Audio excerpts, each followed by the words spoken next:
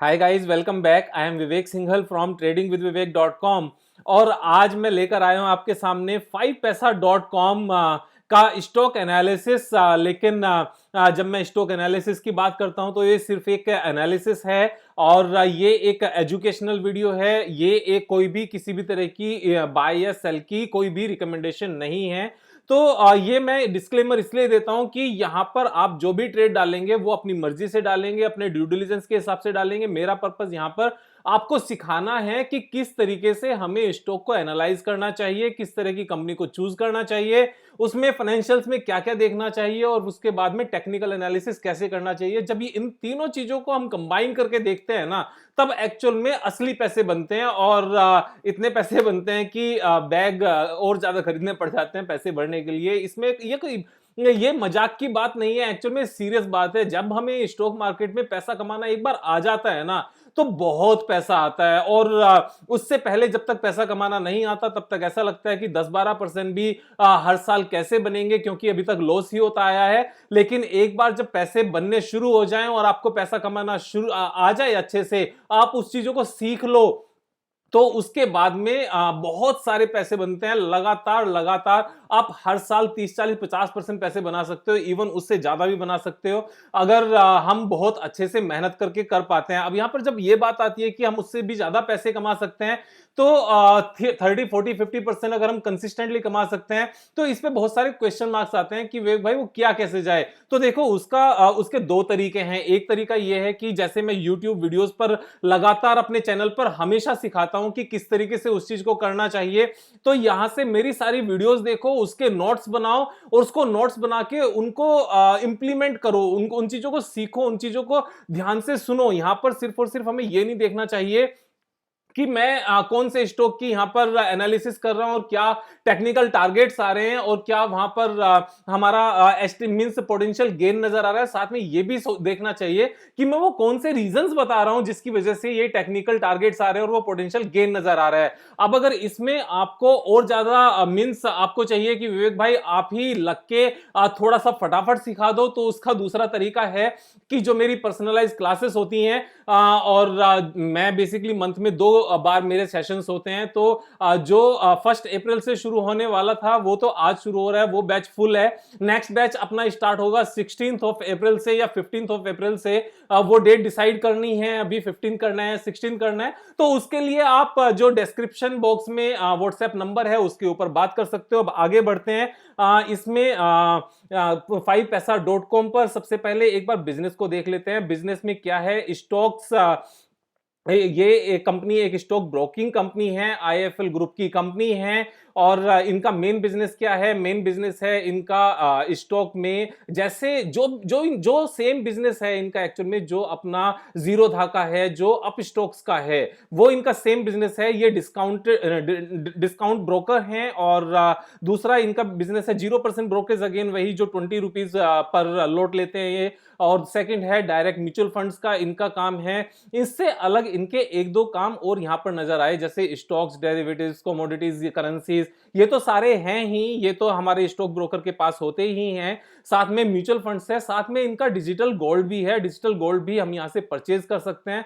उसके साथ में एक और जो इन्होंने सेगमेंट ऐड किया हुआ है वो ये है लोन का। लोन में क्या किया हुआ है, lend to borrowers from across the country and earn interest income. यानी कि ये हमें लोन देने की बात नहीं कर रहे हैं। हाँ, ये बेसिकली इन्होंने एक प्लेटफॉर्म तैयार किया हुआ है जहां पर हम पब्लिक को लोन दे सकते हैं इसके थ्रू। यानी कि अगर छोटा छोटा 10,000, 20,000, 30,000 का लोन देना है, छोटी अमाउंट का लोन देना है, तो यहां पर इस प्लेटफॉर्म के थ्रू हम आगे लोन दे सकते हैं डायरेक्ट कनेक्ट करके। मैंने इस चीज को यहीं पर पढ़कर समझा है, करके नहीं देखा है इस चीज को। तो अगर उसमें कोई अपडेट होगा तो आप कमेंट बॉक्स में लिखकर बता सकते हो कि ये उसमें अपडेट है। तो ये इनका मेन बिजनेस है। उससे अलग इनका एक और बिजनेस में एक और पॉइंट आता है, वो आता है हेल्थ इंश्योरेंस का। यानी कि ये हेल्थ इंश्योरेंस के डिस्ट्रीब्यूटर भी हैं।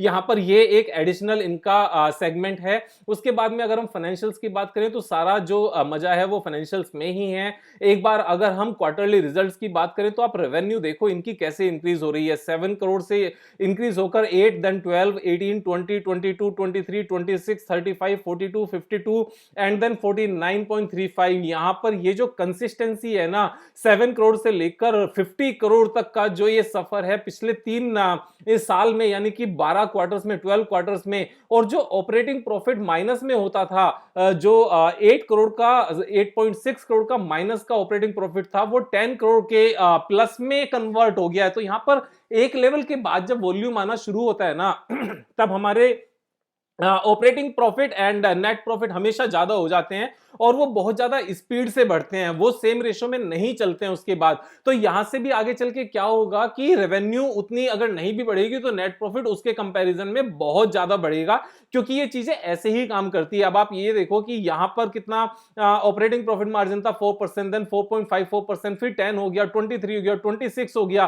तो ये लगातार इस तरह से बढ़ते हैं। अभी 20% है। उसके बाद में अगर हम नेट प्रॉफिट की बात करें, नेट प्रॉफिट में भी आप देखोगे 7 करोड़ का यहां पर लॉस था, जो कि इंक्रीज होते होते यहां पर पिछले 3 क्वार्टर में लगातार गेन है, यानी कि कंपनी लॉस मेकिंग कंपनी से बढ़कर यहां पर नेट प्रॉफिट मेकिंग कंपनी आ गई है। और ये लॉस मेकिंग भी ऐसा नहीं है कि उससे पहले प्रॉफिट मेकिंग थी, बीच में लॉस मेकिंग आ गई किसी रीजन से, वापस से प्रॉफिट मेकिंग आ रही है, ऐसा नहीं है। अगर आप इसको प्रॉफिट एंड लॉस स्टेटमेंट को आकर देखोगे तो शुरू के 3 साल तो इन्होंने कोई लगभग बिजनेस ही नहीं किया। मार्च 16 में इनका कोई बिजनेस नहीं था।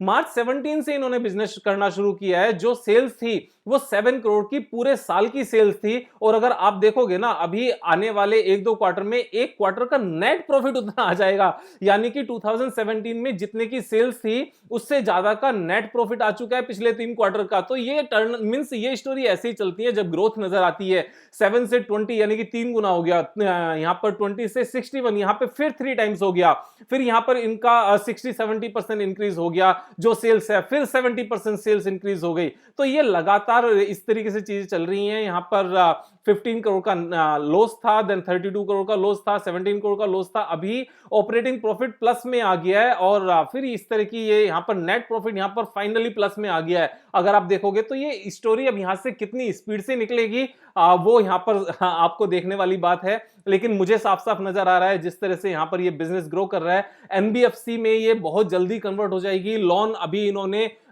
लोन देने का प्लेटफॉर्म बनाया हुआ है, कब ये लोन खुद भी देने लगेंगे पता भी नहीं चलेगा, क्योंकि जैसे जैसे पैसा आता है वैसे वैसे ये चीजें एकदम से स्पीड अप लेती हैं और बहुत ज्यादा अच्छे से चलती हैं। अब यहां पर बिजनेस भी देख लिया हमने और फाइनेंशियल्स में इंप्रूवमेंट भी देख ली, लगातार इंप्रूवमेंट देख ली। पिछले 3 क्वार्टर से लगातार गेन आया है, फर्स्ट टाइम लगातार 3 क्वार्टर्स का गेन आया है। अब यहां पर जो टेक्निकल चार्ट पैटर्न है वो क्या कहता है, टेक्निकल चार्ट पैटर्न कहता है कि यहां पर इस कंपनी ने हाई बनाया था 467 का, उसके बाद में ये कंसोलिडेशन में कंपनी चली गई और कंसोलिडेशन में जाने के बाद में यहां पर एक ये राउंडिंग पैटर्न बनता है। राउंडिंग पैटर्न को लेकर, मेरे राउंडिंग पैटर्न को लेकर काफी लोग क्वेश्चंस करते हैं कि टेक्निकल एनालिसिस विवेक भाई ठीक से सीख लो, फंडामेंटल्स आपके ठीक हैं और टेक्निकल एनालिसिस में इसको राउंडिंग पैटर्न नहीं कहते हैं। भाई मेरा राउंडिंग पैटर्न ऐसे ही होता है और मेरा ये राउंडिंग पैटर्न हमेशा काम करता है। तो मेरा राउंडिंग पैटर्न कैसे काम करता है, तो वो यही है। मेरा राउंडिंग पैटर्न इस तरह का नहीं होता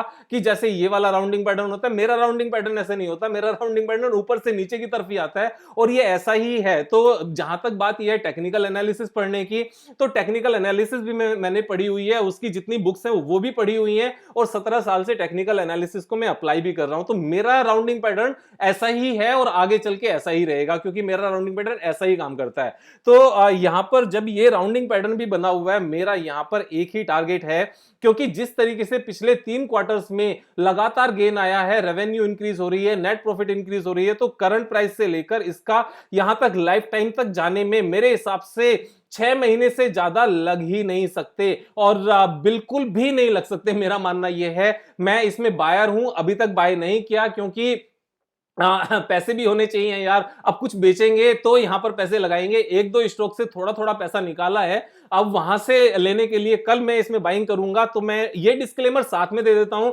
जिसकी वजह से सबको क्लैरिटी रहे कि भाई विवेक का इसमें क्या रोल है। मेरा रोल आप सबको सिखाना है कि किस तरह से जो कंपनी पहले प्रॉफिट में नहीं थी उनका रेवेन्यू बढ़ता जा रहा है, रेवेन्यू बढ़ने से अब उनके ऑपरेशन में प्रॉफिट आने शुरू हो गए हैं, 3 क्वार्टर लगातार नेट प्रॉफिट में आ गया है। और विवेक का इसमें क्या रोल है? विवेक का इसमें यह रोल है कि विवेक इसमें पर्सनली भी बाइंग कर रहा है। कल टुमारो अगर अपर सर्किट नहीं लगा तो, अगर अपर सर्किट लग गया तो सर्किट पे लगा के छोड़ देंगे और फिर किस्मत है, जिसको मिलेगा जिसको नहीं मिलेगा। तो यहां पर इसमें 80% का गेन मेरे हिसाब से it will not take more than 6 months in any situation, बाकी किस्मत है। तो आज की वीडियो में इतना ही। सब्सक्राइब नहीं किया तो सब्सक्राइब कर लेना और मजे करना नहीं भूलना। Thank you so much, have a nice day.